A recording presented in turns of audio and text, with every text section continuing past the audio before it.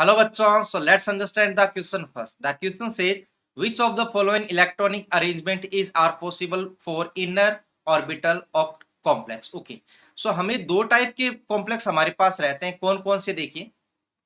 एक तो रहता है इनर ऑर्बिटल कॉम्प्लेक्स, एक रहता है आउटर ऑर्बिटल कॉम्प्लेक्स। इनर को हम क्या कहते हैं, जब पहले वाले डी ऑर्बिटल यूज होते हैं, 3D यूज होते हैं, तो उस केस में D2sp3 हाइब्रिडाइजेशन, और यहां पर क्या रहता है एक तरीके से sp3d2 हाइब्रिडाइजेशन। अब देखिए इनर ऑर्बिटल के लिए प्रीफरेंस किस टाइप के लिगेंड की रहती है, ठीक है ना। इनर ऑर्बिटल के लिए जनरली हम कंसीडर करते हैं कि स्ट्रॉन्ग फील्ड लिगेंड हो, क्यों, तभी पेयरिंग होगी, तभी D2sp3 आने के चांसेस रहते हैं। अगर यहां पर बात करते हैं तो यहां पर क्या होगा, देखिए sp3d2 के केस में यहां पर वीक फील्ड लिगेंड होगा, तभी पेयरिंग नहीं होगी, और sp3d2 हाइब्रिडाइजेशन रहेगा। तो उस केस में हम क्या कहते हैं, आउटर ऑर्बिटल कॉम्प्लेक्स होते हैं। जस्ट हमको ये दो आसान सी बातें ध्यान में रखनी है, ठीक है। और हमें यह पता है कि स्ट्रॉन्ग फील्ड लिगेंड जब होता है, ठीक है, स्ट्रॉन्ग फील्ड लिगेंड होता है, तो उस केस के अंदर जो डेल्टा होता है वो ज्यादा होता है पेयरिंग एनर्जी से, और इस केस में क्या होता है, डेल्टा कम होता है पेयरिंग एनर्जी से। तो ओवरऑल बात यही है कि डेल्टा ज्यादा होगा तो पेयरिंग आसानी से होगी, आसानी से होगी D2sp3, अदरवाइज ये। जस्ट अब हम इन सारे ऑप्शंस को चेक करते हैं। ऑप्शन नंबर 1 दिया गया है कि T2g3 एंड EG2, क्या सही है इनर ऑर्बिटल कॉम्प्लेक्स के लिए? नहीं।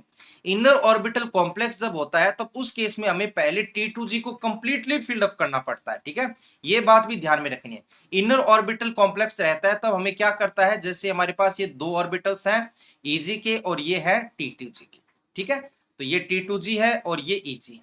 तो इस केस में स्ट्रॉन्ग फील्ड लिगेंड है तो पहले T2g को कंप्लीटली फिल्ड करना पड़ता है, क्योंकि मैंने बताया कि ये जो डेल्टा होता है ये ज्यादा हो जाता है, ठीक है। तो स्टार्टिंग के जो 6 इलेक्ट्रॉन है वो T2g में भरे जाएंगे, उसके बाद में EG में जाएगा, ठीक है। चलिए देखते हैं कैसे होगा। सो पहला जो हुआ है वो T2g3 और EG2 है। जैसा कि मैंने बोला ये सही नहीं है, अगर सही क्या होता, स्ट्रॉन्ग फील्ड लिगेंड है तो होता, तो इसको हमें लिखना होता T2g5 एंड EG0, तो मतलब फर्स्ट वाला यहां पर रॉन्ग हो गया। सेकंड वाले की बात करते हैं तो T2g6 एंड EG1, तो मैंने कहा है कि स्टार्टिंग के 6 इलेक्ट्रॉन स्ट्रॉन्ग फील्ड के केस में पहले T2g में भरे जाते हैं फिर EG में, तो ये सही हो जाएगा, T2g में 6 फिलअप है। नेक्स्ट बात करते हैं थर्ड की। थर्ड में लिखा हुआ है T2g3 एंड EG0, ठीक है ना। अब ये जरूरी तो नहीं है कि 6 से ज्यादा इलेक्ट्रॉन, 6 से कम है तो भी क्या होगा, स्ट्रॉन्ग और वीक का सेम ही कॉन्फ़िगरेशन रहता है। तो स्टार्टिंग के 6 T2g में बढ़ने 3 है, तो 3 के 3 भरे हुए हैं, तो ये भी ठीक हो जाएगा। फोर्थ की बात करते हैं। फोर्थ में हमें दिया हुआ है T2g4 एंड EG2, तो जैसे कि कहा कि स्टार्टिंग के 6 हमें फिलअप करने T2g में, तो ये सही नहीं होगा। सही क्या होता है, T2g6 एंड EG0, ये भी गलत हो जाएगा। तो सेकंड और थर्ड किसमें सही है, ऑप्शन नंबर बी में। So the right answer is option number 2, that is 2 and 3। So hope you understand the concept well. Best of luck.